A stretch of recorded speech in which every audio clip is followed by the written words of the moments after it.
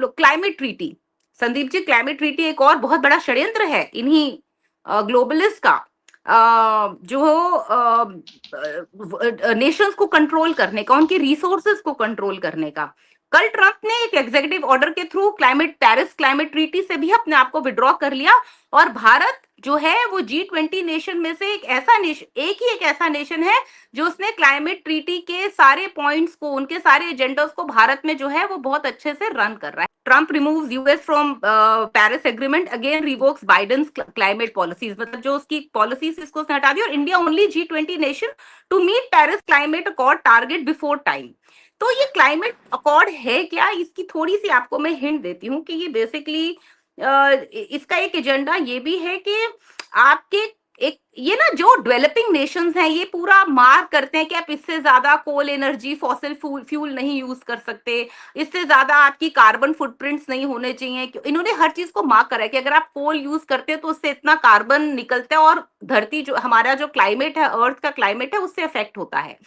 तो ये इससे प्रॉब्लम क्या होती है कि आपकी जो मैन्युफैक्चरिंग है उस कंट्री की वो पूरी खत्म हो जाएगी, वो पूरी टूट जाएगी। अगर आप पेरिस क्लाइमेट अकॉर्ड को मानते हो और डेवलपिंग नेशन हो तो आप सरवाइव नहीं कर पाओगे, आपकी मैन्युफैक्चरिंग मतलब खत्म।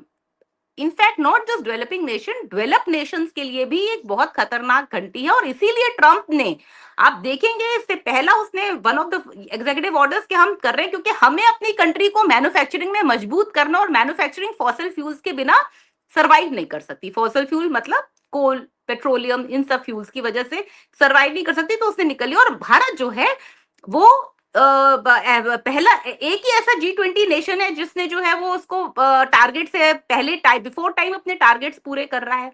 एक इसके अंदर और मैं आपको खतरे की घंटी बता दूं संदीप जी, आप कभी मेट्रो में ट्रैवल करें या पेट्रोल की कभी पर्ची ले पेट्रोल पंप पे, तो देखिएगा उसमें लिखा होता है कि आपका carbon credit score, individual carbon credit score इतना है, अगर आप ट्रेन टिकट यूज कर रहे हैं तो आप इतना कार्बन फुटप्रिंट सेव कर रहे हैं।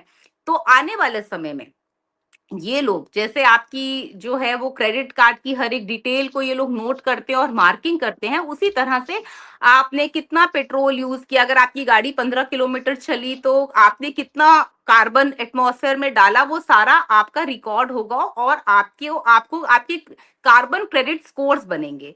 अगर आपने उस स्कोर को क्रॉस कर लिया तो आप मेट्रो में ट्रैवल नहीं कर पाएंगे, आपको बस की टिकट नहीं मिलेगी, आप पेट्रोल नहीं भरवा पाएंगे, आप गैस नहीं ले पाएंगे, गैस का सिलेंडर नहीं ले पाएंगे।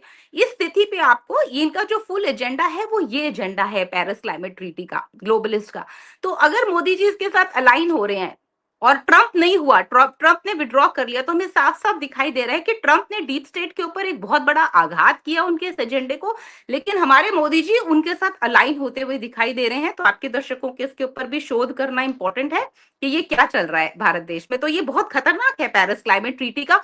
और संदीप जी कल एक डेटा आया था, आपने पता नहीं देखा नहीं, वो मैं आपके साथ शेयर करूंगी, लेकिन आपको बताना चाहूंगी वो ऑफिशियल डेटा आया है ग्राफ में। 2014 से पहले जो भारत में मैन्युफैक्चरिंग हो रही थी वो बहुत अधिक थी, जो 2000 लास्ट 11 सालों में मैन्युफैक्चरिंग ड्रॉप हुई है, और उससे पहले मैन्युफैक्चरिंग बहुत अधिक थी। मैं आपके साथ ये अभी थोड़ी देर में आपको मैं ये डेटा दूंगी, आप इसको ट्वीट भी करिए और पब्लिश भी करिए कि किस तरह से हमारी मैन्युफैक्चरिंग जो है बोलने के लिए मेक इन इंडिया, लेकिन make in India is a total flop.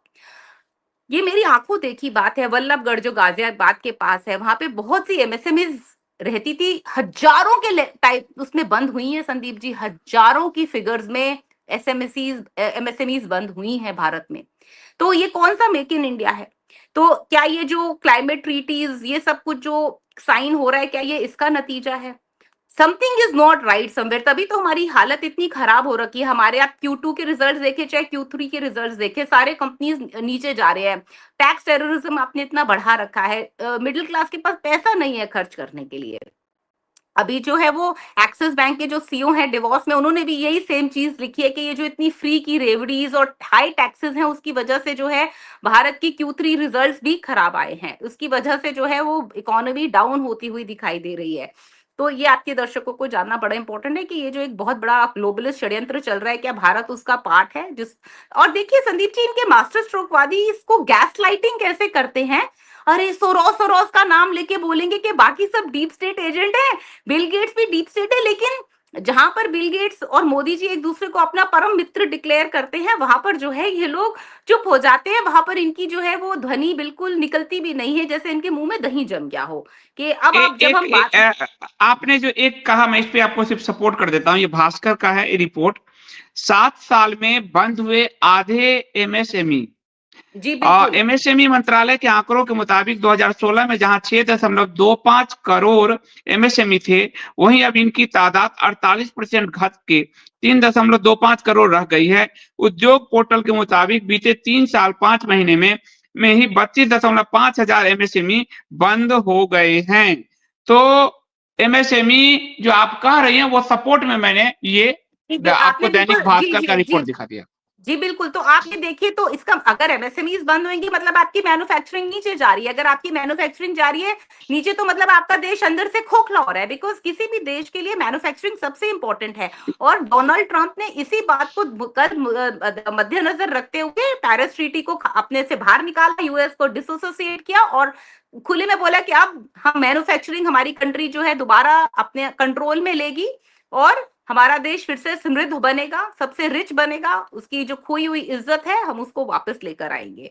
तो और उसमें ये एक एक चीज बहुत और बड़ा। है, जैसे जी जो विकसित राष्ट्र हैं, जैसे चाइना, उन्होंने इसको कभी भी ये इन ट्रीटी को नहीं माना है, और इसलिए वो नंबर 1 मैन्युफैक्चरिंग बना हुआ है। और बाकी जो विकसित जी राष्ट्र हैं, वो भी अब वो तो एक विकास का पैमाना हासिल कर चुके, वो चाहते हैं विकासशील देश कभी भी आत्मनिर्भर ना बन पाए, और इसीलिए ये पर्यावरण का ग्लोबलिस्ट एजेंडा उन पर थोपा जाता है। बिल्कुल और बिल्कुल भारत सही। जैसे और भारत जैसा देश, जिसका पूरा प्रशासन लेफ्टिस्ट है, इस सरकार के, इस पार्टी के का घोषणा पत्र और इस पार्टी का संविधान कहता है कि हम गांधीवादी समाजवादी हैं, लेफ्टिस्ट हैं हम। बिल्कुल। और इस जी पार्टी का संघ के जो नंबर 2 है दत्तात्रेय होसबोले, बोलते हैं कि हमारी पॉलिसी ज्यादातर लेफ्ट है, हम तो लेफ्ट की बिल, बात। तो ये जो लेफ्ट सरकार बैठी है सत्ता में, टोटली लेफ्ट, जो राइट के बेस में बैठी है, वो पूरी तरह से ग्लोबलिस्ट एजेंडे को, डीप स्टेट को चला रही है, जिसमें से पर्यावरण वाला ये एजेंडा भी है। और ये भारत को भयानक नुकसान पहुंचा रहा है। चाइना आदि आगे बढ़ चुकी है, ये भारत के पैर में जंजीर बांधने का काम कर रहा है। जी। बिल्कुल बिल्कुल बिल्कुल सही बोला आपने। ये तो ये बहुत इंपॉर्टेंट था आपके दर्शकों को बताना कि ये वाला बहुत बड़ा इंपॉर्टेंट एजेंडा, क्योंकि हम यहाँ पे दो जो है विपरीत बातें हुए दिखाई दे रहा है।